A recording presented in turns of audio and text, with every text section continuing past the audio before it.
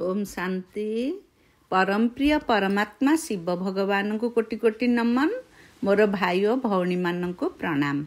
आज 14/7/2025 मसीहा स्वयं परम पिता परमात्मा मुरली महावाक्य आसतु आमे समस्ते बाबा सम्मुखरे बसी शुणा। बाबा कहते मिठे बच्चे बड़ बड़ स्थान रे बड़ बड़ दुकान अर्थात सेंटर खोल सेवा को बढ़ाइबा पाई योजना कर, मीटिंग कर, विचार कर।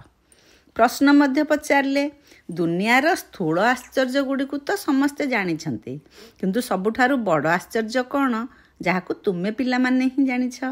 उत्तर रे कहिले सबुठारु बड़ आश्चर्यर कथा हला समस्तंकर सद्गति दाता बाबा निजे आसी पाठ पढ़ाउछंती। समस्तंको यही वंडरफुल कथा अर्थात आश्चर्यजनक कथा जणाइबा निमंते तुमको निज निजर योजना को बहुत आकर्षणीय करने को पड़ुछि। कहीं मनुष्य बाह्य आडंबर को देखि आसी थांती, तेणु सबुठारु भल एवं बड़ दुकान राजधानी दिल्ली रे रहिबा दरकार, से जेउठाको समस्ते आसी बुझी पारिबे। गीतरे बाबा कहले मरना तेरी गली में, जिन्ना तेरी गली में। ओम शांति। शिव भगवानुवाच, रुद्र भगवानुवाच मध्य कह जाई पारिबो, काहेकि ना शिवमाଳାର गायन करा जाए नाही। मनुष्य भक्ति मार्ग रे जेउ माला गड़ाई थांती तार नाम रखा जाइछि रुद्रमाला। जदिओ दुईटी जाक एका कथा, किंतु प्रकृत रे शिव बाबा ही पाठ पढ़ाउछंती, तेणु शिवमाଳାର नाम रहिबा उचित। किंतु रुद्रमाला नाम प्रचलित होई आसुछि, तेणु ताहा मध्य बुझाइबाकू पड़ुछि। वास्तव रे शिव एवं रुद्र मध्य कौनसी फरक नाही। पिलामानक बुद्धि रे अछि जे आमे भल भाबरे पुरुषार्थ करी बाबांक माଳାरे निकटवर्ती दाना हेबु।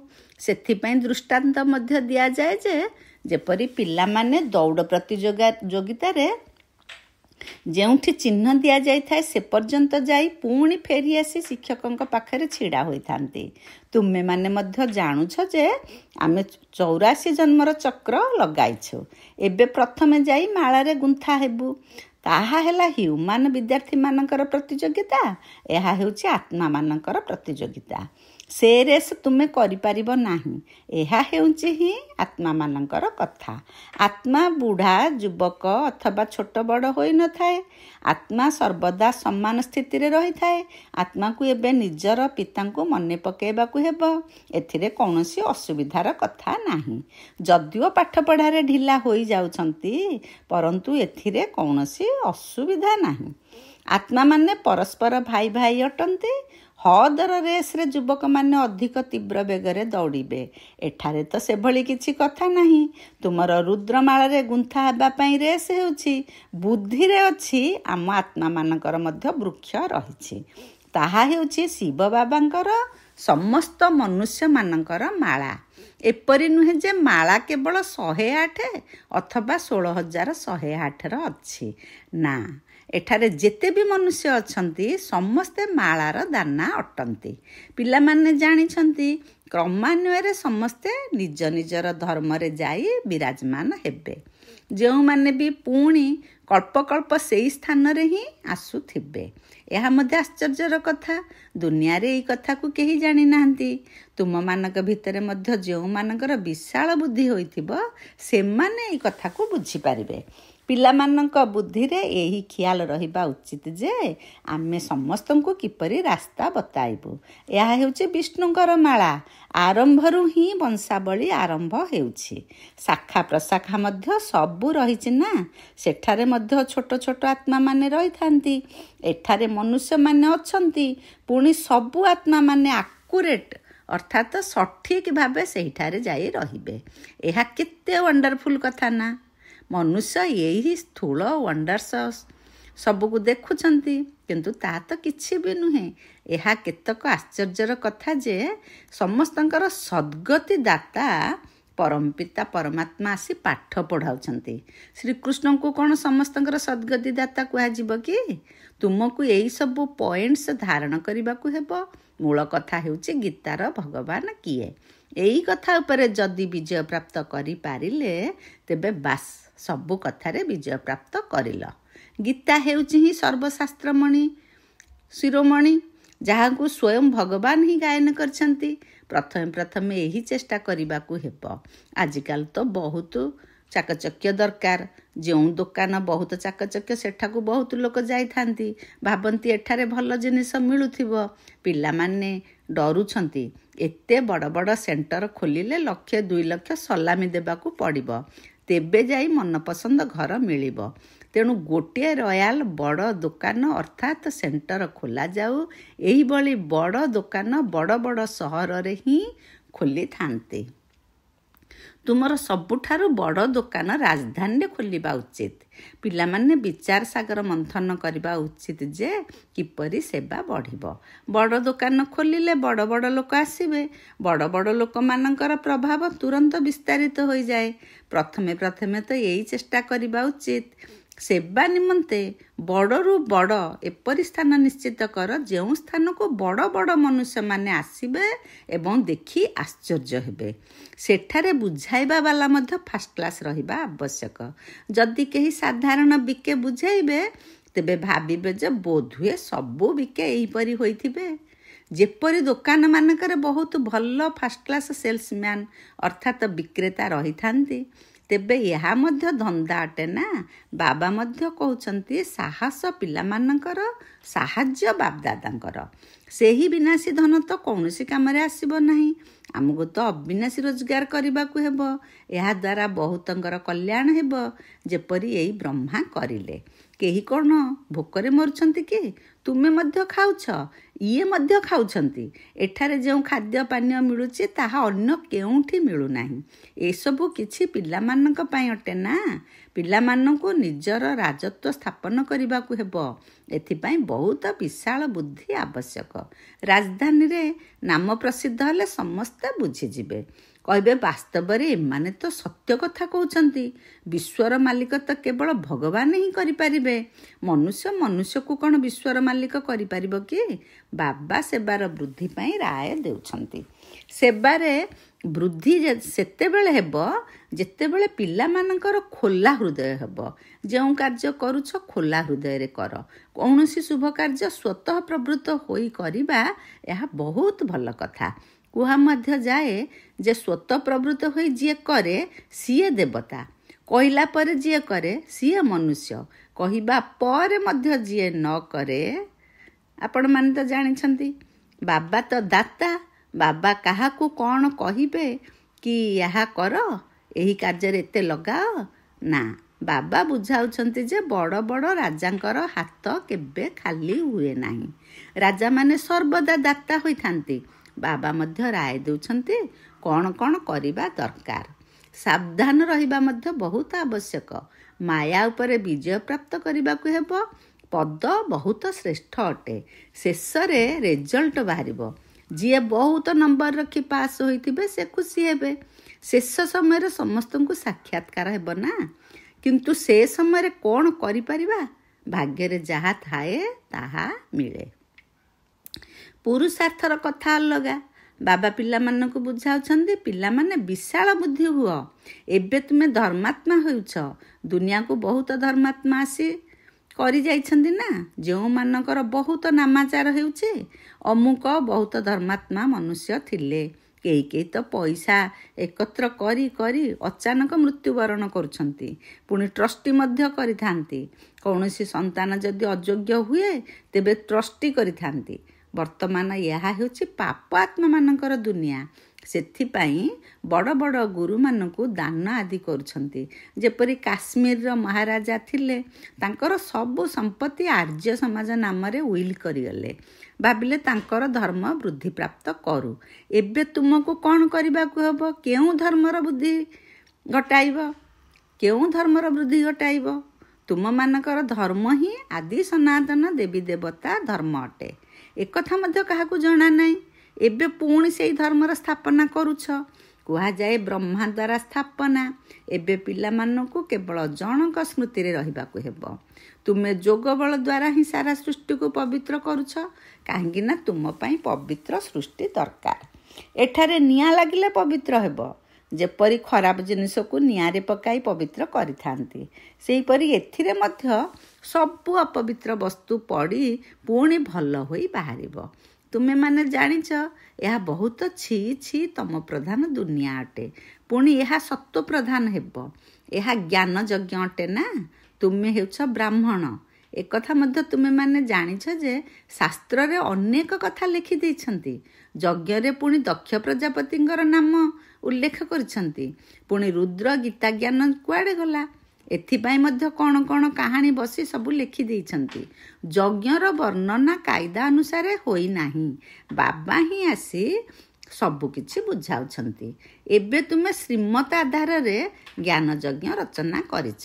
ଏହାକୁ ଜ୍ଞାନ ଯଜ୍ଞ ମଧ୍ୟ କୁହାଯାଉଛି ତ ବିଦ୍ୟାଳୟ ମଧ୍ୟ କୁହାଯାଉଛି। ଜ୍ଞାନ ଏବଂ ଯଜ୍ଞ ଉଭୟ ଅଲଗା ଅଲଗା ଶବ୍ଦ। ଯଜ୍ଞରେ ଆହୁତି ପକାଇବାକୁ ହେବ। ଜ୍ଞାନର ସାଗର ବାବା ହିଁ ଆସି ଏହି ଯଜ୍ଞ ରଚନା କରୁଛନ୍ତି। ଏହା ବହୁତ ବଡ଼ ଯଜ୍ଞ, ଯେଉଁଥିରେ ସମଗ୍ର ପୁରୁଣା ଦୁନିଆ ସ୍ୱାହା ହେବ। ପିଲାମାନଙ୍କୁ ସେବାର ପ୍ଲାନ୍ କରିବାକୁ ହେବ। ଗାଁ ଆଦିରେ ମଧ୍ୟ ସେବା କର। ତୁମକୁ ବହୁତ କହୁଛନ୍ତି ଗରିବମାନଙ୍କୁ ଏହି ଜ୍ଞାନ ଦେବା ଦରକାର। ସେମାନେ କେବଳ ରାୟ ଦେଉଛନ୍ତି, ନିଜେ କୌଣସି କାମ କରୁନାହାନ୍ତି, କିଛି ସେବା କରୁନାହାନ୍ତି, କେବଳ ରାୟ ଦେଉଛନ୍ତି ଏପରି କର ବହୁତ ଭଲ ହେବ। କିନ୍ତୁ ଆମକୁ ଫୁର୍ସତ ନାହିଁ। ନଲେଜ ବହୁତ ଭଲ, ସମସ୍ତଙ୍କୁ ଏହି ଜ୍ଞାନ ମିଳିବା ଉଚିତ। ସେମାନେ ନିଜକୁ ବଡ଼, ତୁମକୁ ଛୋଟ ଲୋକ ଭାବୁଛନ୍ତି। ତେଣୁ ତୁମମାନଙ୍କୁ ବହୁତ ଖବରଦାର ରହିବାକୁ ହେବ। ଏସବୁ କଥା କିଏ? ଗାଁ ଲୋକମାନେ ଭାବୁଛନ୍ତି ବୋଲି ବାବା କହିଲେ ଏଇଠି ତୁମମାନଙ୍କୁ ବହୁତ ଖବରଦାର ରହିବାକୁ ହେବ। ସେ ପାଠପଢ଼ା ସହିତ ପୁଣି ତୁମକୁ ଏହି ପାଠପଢ଼ା ମଧ୍ୟ ମିଳୁଛି। ପାଠପଢ଼ା ଦ୍ୱାରା କଥାବାର୍ତ୍ତା କରିବାର ଅକଲ ଆସିଥାଏ। ତା ଦ୍ୱାରା ମ୍ୟାନର୍ସ ଅର୍ଥାତ୍ ଆଚରଣ ଭଲ ହୋଇଯାଇଥାଏ। ଯିଏ ଅପାଠୁଆ ସିଏ ତ ଯେପରି ବୁଦ୍ଧିହୀନ ହୋଇଥାନ୍ତି, କିପରି କଥା ହେବା ଉଚିତ ସେ ବୁଦ୍ଧି ତାଙ୍କଠାରେ ନଥାଏ। ବଡ଼ ଲୋକଙ୍କୁ ସର୍ବଦା ଆପଣ ବୋଲି ସମ୍ବୋଧନ କରି କଥା ହେବା ଉଚିତ। ଏଠାରେ କେହି କେହି ଏପରି ମଧ୍ୟ ଅଛନ୍ତି ଯେ ପତିକୁ ମଧ୍ୟ ତୁମେ ତୁମେ କହିଦେଉଛନ୍ତି। ଆପଣ ଶବ୍ଦ ବହୁତ ରୟାଲ ଶବ୍ଦ। ବଡ଼ ଲୋକମାନଙ୍କୁ ଆପଣ କହିବା ଉଚିତ। ତେଣୁ ବାବା ପ୍ରଥମେ ରାୟ ଦେଉଛନ୍ତି ଯେ ଯେଉଁ ଦିଲ୍ଲୀ ପୂର୍ବରୁ ପରିସ୍ଥାନ ଥିଲା, ପୁନର୍ବାର ତାକୁ ପରିସ୍ଥାନ କରିବାକୁ ହେବ। ତେଣୁ ଦିଲ୍ଲୀରେ ସମସ୍ତଙ୍କୁ ସନ୍ଦେଶ ଦେବା ଦରକାର। ସେଥିପାଇଁ ଭଲ ଆଡ଼ଭର୍ଟାଇଜମେଣ୍ଟ କରିବା ଉଚିତ। ବାବା ଟପିକ୍ସ ମଧ୍ୟ ବତାଉଛନ୍ତି। ଟପିକ୍ସ ଲିଷ୍ଟ କର, ପୁଣି ଲେଖି ଚାଲ। ବିଶ୍ୱରେ ଶାନ୍ତି କିପରି ହୋଇପାରିବ ଏଠାକୁ ଆସି ବୁଝ। 21 ଜନ୍ମ ପାଇଁ କିପରି ନିରୋଗୀ ହୋଇପାରିବ ଆସି ବୁଝ।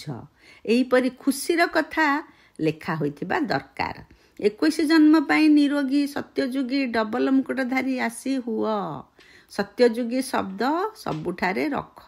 ମାନେ ଏସବୁ କଥା ଗୁଡ଼ିକ ଲେଖା ହେବ ବୋଲି ବାବା କହୁଛନ୍ତି। ସୁନ୍ଦର ସୁନ୍ଦର ଅକ୍ଷର ହେଉ, ଯେପରି ମନୁଷ୍ୟମାନେ ଆସି ଦେଖିକରି ଖୁସି ହେବେ। ଘରେ ମଧ୍ୟ ଏପରି ବୋର୍ଡ଼ ଏବଂ ଚିତ୍ର ଆଦି ଲାଗି ରହିବା ଦରକାର। ନିଜର ଧନ୍ଦା ଆଦି କର, ତା ସହିତ ଏଇ ସେବା ମଧ୍ୟ କର। ସାରା ଦିନ କ'ଣ ଧନ୍ଦାରେ ରହିବାକୁ ପଡ଼ିଥାଏ? ଉପରୁ କେବଳ ଦେଖାଶୁଣା କରିବାକୁ ପଡ଼ିଥାଏ। ବାକି କାମ ଆସିଷ୍ଟାଣ୍ଟ ମ୍ୟାନେଜର ଚଳାଇଥାନ୍ତି। କେତେକ ସେଠଙ୍କର ଖୋଲା ହୃଦୟ ଥାଏ। ସେମାନେ ଆସିଷ୍ଟାଣ୍ଟକୁ ଭଲ ଦରମା ଦେଇ ଗଦିରେ ମଧ୍ୟ ବସାଇଥାନ୍ତି। ଏହା ତ ବେହଦର ସେବା ନା। ଆଉ ସବୁ ତ ହଦର ସେବା। ଏଇ ବେହଦର ସେବାରେ କେତେ ବିଶାଳ ବୁଦ୍ଧି ରହିବା ଦରକାର। ଆମେ ବିଶ୍ୱ ଉପରେ ବିଜୟ ପ୍ରାପ୍ତ କରୁଛୁ, କାଳ ଉପରେ ମଧ୍ୟ ବିଜୟ ପ୍ରାପ୍ତ କରି ଅମର ହୋଇଯାଉଛୁ। ଏଇଭଳି ଲେଖା ଲେଖିଲେ ବୁଝିବା ପାଇଁ ଚେଷ୍ଟା କରିବେ। ଅମର ଲୋକର ମାଲିକ ତୁମେ କିପରି ହୋଇପାରିବ ଆସି ବୁଝ। ବହୁତ ଟପିକ୍ସ ବାହାରି ପାରିବ। ତୁମେ କାହାକୁ ବି ବିଶ୍ୱର ମାଲିକ କରାଇ ପାରିବ। ସେଠାରେ ଦୁଃଖର ଚିହ୍ନବର୍ଣ୍ଣ ରହିବ ନାହିଁ। ତେଣୁ ପିଲାମାନଙ୍କର କେତେ ଖୁସି ହେବା ଉଚିତ। ବାବା ଆମକୁ ପୁଣି ଥରେ କ'ଣରୁ କ'ଣ କରିବାକୁ ଆସିଛନ୍ତି। ପିଲାମାନେ ଜାଣିଛନ୍ତି ସେ ପୁରୁଣା ସୃଷ୍ଟି ପୁଣି ନୂଆ ହେବ। ମୃତ୍ୟୁ ମଧ୍ୟ ସମ୍ମୁଖରେ ଉପସ୍ଥିତ। ଦେଖୁଛ ଲଢ଼େଇ ଲାଗି ରହିଛି। ଯଦି ବଡ଼ ଲଢ଼େଇ ଲାଗିବ ତେବେ ସବୁ ଖେଳ ସମାପ୍ତ ହୋଇଯିବ। ତୁମେ ତ ଭଲ ଭାବରେ ଜାଣିଛ ବାବା ବହୁତ ସ୍ନେହର ସହିତ କହୁଛନ୍ତି, ମଧୁର ସନ୍ତାନମାନେ, ଏହି ବିଶ୍ୱର ବାଦଶାହୀ ତୁମ ପାଇଁ ଅଟେ। ତୁମେ ବିଶ୍ୱର ମାଲିକ ଥିଲ। ଭାରତରେ ତୁମେ ଅସରନ୍ତି ସୁଖ ଦେଖିଛ। ସେଠାରେ ରାବଣ ରାଜ୍ୟ ହିଁ ନାହିଁ। ତେଣୁ ବହୁତ ଖୁସି ହେବା ଦରକାର। ପିଲାମାନେ ମିଳିମିଶି ପରସ୍ପର ମଧ୍ୟରେ ରାୟ କରିବା ଉଚିତ। ଖବରକାଗଜରେ ବାହାର କରିବା ଉଚିତ। ଦିଲ୍ଲୀରେ ମଧ୍ୟ ଉଡ଼ାଜାହାଜରୁ ପର୍ଚ୍ଚା ପକାଅ। ନିମନ୍ତ୍ରଣ ଦେଉଛ, ଅଧିକ ଖର୍ଚ୍ଚ ହେବ ନାହିଁ। ଯଦି ବଡ଼ ଅଫିସରମାନେ ବୁଝିଗଲେ ତେବେ ବିନା ମୂଲ୍ୟରେ ମଧ୍ୟ କରିପାରିବେ। ବାବା ରାୟ ଦେଉଛନ୍ତି, ଯେପରି କଲିକତାର ଚୌରାଙ୍ଗୀରେ ଗୋଟିଏ ଫାଷ୍ଟ କ୍ଲାସ୍ ବଡ଼ ରୟାଲ ଅର୍ଥାତ୍ ରାଜକୀୟ ସେଣ୍ଟର ହେଉ, ତେବେ ଗ୍ରାହକ ବହୁତ ଆସିବେ। ମାଡ୍ରାସ, ବମ୍ବେ, ବଡ଼ ବଡ଼ ସହରରେ ବଡ଼ ବଡ଼ ଦୋକାନ ହେଉ। ବାବା ମଧ୍ୟ ଜଣେ ବିଜନେସମ୍ୟାନ୍ ନା। ତୁମଠାରୁ ପାଇ ପଇସା ନେଇ ତା ବଦଳରେ କ'ଣ ଦେଉଛନ୍ତି? ସେଥିପାଇଁ ତାଙ୍କର ଗାୟନ କରାଯାଏ, ସିଏ ଦୟାଳୁ ଅଟନ୍ତି, କଉଡ଼ିରୁ ହୀରା ତୁଲ୍ୟ, ମନୁଷ୍ୟରୁ ଦେବତା କରୁଛନ୍ତି। ମହାନତା ତ ଏକମାତ୍ର ବାବାଙ୍କର ହିଁ ଅଟେ। ବାବା ନଥିଲେ ତୁମମାନଙ୍କର କ'ଣ ମହିମା ହୋଇଥାନ୍ତା? ତୁମର ନିଶା ରହିବା ଉଚିତ ଯେ ଭଗବାନ ଆମକୁ ପାଠ ପଢ଼ାଉଛନ୍ତି। ନରରୁ ନାରାୟଣ ହେବାର ଲକ୍ଷ୍ୟ ସମ୍ମୁଖରେ ରହିଛି। ପ୍ରଥମେ ଯେଉଁମାନେ ଅବ୍ୟଭିଚାରୀ ଭକ୍ତି ଆରମ୍ଭ କରିଛନ୍ତି ସେଇମାନେ ହିଁ ଆସି ଉଚ୍ଚ ପଦ ପାଇବା ପାଇଁ ପୁରୁଷାର୍ଥ କରିବେ। ବାବା କେଡ଼େ ଭଲ ଭଲ ପଏଣ୍ଟସ୍ ବୁଝାଉଛନ୍ତି, କିନ୍ତୁ ପିଲାମାନେ ଭୁଲି ଯାଉଛନ୍ତି। ସେଥିପାଇଁ ବାବା କହୁଛନ୍ତି, ପଏଣ୍ଟସ୍ ଲେଖ, ଟପିକ୍ସ ଲେଖି ଚାଲ। ଡାକ୍ତରମାନେ ମଧ୍ୟ ବହି ପଢ଼ିଥାନ୍ତି। ତୁମେ ହେଲ ମାଷ୍ଟର, ରୁହାନୀ ସର୍ଜନ ଅର୍ଥାତ୍ ଆତ୍ମିକ ଡାକ୍ତର। ମୁଁ ତୁମକୁ ଶିଖାଉଛି ଆତ୍ମାକୁ କିପରି ଇଞ୍ଜେକ୍ସନ୍ ଲଗାଇବ। ଏହା ହେଉଛି ଜ୍ଞାନର ଇଞ୍ଜେକ୍ସନ୍। ଏଥିରେ ଛୁଞ୍ଚି ଆଦି କିଛି ନାହିଁ। ବାବା ହେଲେ ଅବିନାଶୀ ସର୍ଜନ। ବାବା ଆତ୍ମାମାନଙ୍କୁ ଆସି ପାଠ ପଢ଼ାଉଛନ୍ତି। ଆତ୍ମା ହିଁ ଅପବିତ୍ର ହୋଇଯାଇଛି। ଏହା ତ ବହୁତ ସହଜ। ବାବା ଆମକୁ ବିଶ୍ୱର ମାଲିକ କରାଉଛନ୍ତି। ତାଙ୍କୁ ଆମେ କ'ଣ ମନେ ପକାଇ ପାରିବୁ ନାହିଁ? କିନ୍ତୁ ମାୟାର ବହୁତ ଅପୋଜିସନ୍ ରହିଛି। ସେଥିପାଇଁ ବାବା କହୁଛନ୍ତି, ଚାର୍ଟ ଲେଖ ଏବଂ ସେବାର ବିଚାର କର, ତେବେ ବହୁତ ଖୁସି ରହିବ। ମୁରଲୀ ଯେତେ ଭଲ ଶୁଣାଇଲେ ମଧ୍ୟ ଯୋଗ ବଳ ନାହିଁ। ତେଣୁ ବାବାଙ୍କ ପ୍ରତି ସଚ୍ଚା ରହିବା ମଧ୍ୟ ବହୁତ ମୁସ୍କିଲ ହେଉଛି। ଯଦି ଭାବୁଛ ଆମେ ବହୁତ ଶ୍ରେଷ୍ଠ, ତେବେ ବାବାଙ୍କୁ ଯୋଗର ଚାଟ ପଠାଅ। ତେବେ ବାବା ବୁଝିଯିବେ ଯେ କେତେ ସତ କେତେ ମିଛ ଅଟେ। ଆଚ୍ଛା, ମୁଁ ପିଲାମାନଙ୍କୁ ବୁଝାଉଛି, ଅବିନାଶୀ ଜ୍ଞାନରତ୍ନର ସେଲ୍ସମ୍ୟାନ୍ ଅର୍ଥାତ୍ ବିକ୍ରେତା ହେବାକୁ ପଡ଼ିବ। ବାବା କହିଲେ ସେ ଆମମାନଙ୍କୁ ବୁଝାଉଛନ୍ତି, ଅବିନାଶୀ ଜ୍ଞାନରତ୍ନର ସେଲ୍ସମ୍ୟାନ୍ ଅର୍ଥାତ୍ ବିକ୍ରେତା ଆମକୁ ହେବାକୁ ପଡ଼ିବ। ଆଚ୍ଛା, ବାବା କହିଲେ, ମିଠା ମିଠା ଶିକିଲଧେ ସନ୍ତାନମାନଙ୍କ ପ୍ରତି ମାତୃପିତା ବାପଦାଦାଙ୍କର ମଧୁର ସ୍ନେହ ସମ୍ପନ୍ନ ଶୁଭେଚ୍ଛା ଏବଂ ସୁପ୍ରଭାତ। ଆତ୍ମିକ ପିତାଙ୍କର ଆତ୍ମିକ ସନ୍ତାନମାନଙ୍କୁ ନମସ୍ତେ।